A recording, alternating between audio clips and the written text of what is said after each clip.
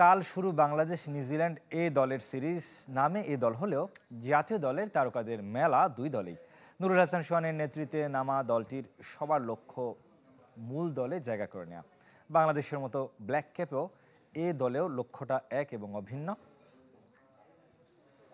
গ্লিটারের twin lemon ও antibacterial formula বাসনকে চকচকে জীবাণুমুক্ত করে আমাদের দেয় গ্লিটার গ্যারান্টি।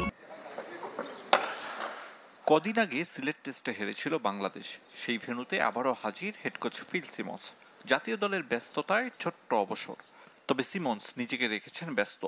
আরব আমিরাত ও পাকিস্তান সফরের আগে সিলেটের অনুশীলনে নজর রেখেছেন এই ক্যারিবিয়ান। সোমবার শুরু এ দলের সিরিজ। জাতীয় দলের চেনা মুখগুলোই খেলবেন এ দলের হয়ে। এনামুল বিজয়, পারভেজ ইমন, শরীফুল, নুরুল হাসানরা মাঠে নামার আগে সেরেছেন শেষ প্রস্তুতি। ফিল সিমন্সের উপস্থিতিতে উজ্জীবিত ক্রিকেটাররা। না, অবশ্যই দেখেন, আমার কাছে মনে হয় সবার জায়গা থেকে সবার পার্টিকুলার কাজ আছে। আমাদের কাজ হচ্ছে মাঠে পারফর্ম করা। অবভিয়াসলি দেখেন, যে সিচুয়েশনই থাকুক, যে সিচুয়েশনটার সাথে মানায় নিয়ে আমাদের আসলে আমাদের সেরাটা দেওয়াটা লক্ষ্য। জাতীয় দলের বাইরে থাকা ক্রিকেটাররা সিলেটকে বেছে নিয়েছে প্রমাণের মঞ্চ হিসেবে। ভালো করলে নির্বাচকদের নজর পড়বে সে আশা তাদের। তবে অধিনায়ক দিয়েছেন দল হয়ে খেলার বার্তা। বাংলাদেশকে রিপ্রেজেন্ট করা সবারই একটা লক্ষ্য।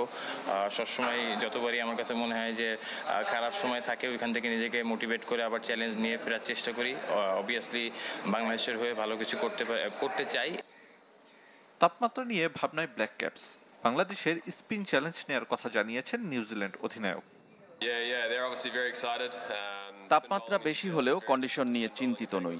বাংলাদেশ দলে বেশ কজন স্পিনার আছে, তারা ভালো করছে, আমাদের সতর্ক থাকতে হবে। নিউজিল্যান্ডের বিপক্ষে 3টি একদিনের ও 2টি 4 দিনের ম্যাচ খেলবে বাংলাদেশ। আরিফুল ইসলাম, চ্যানেল 24।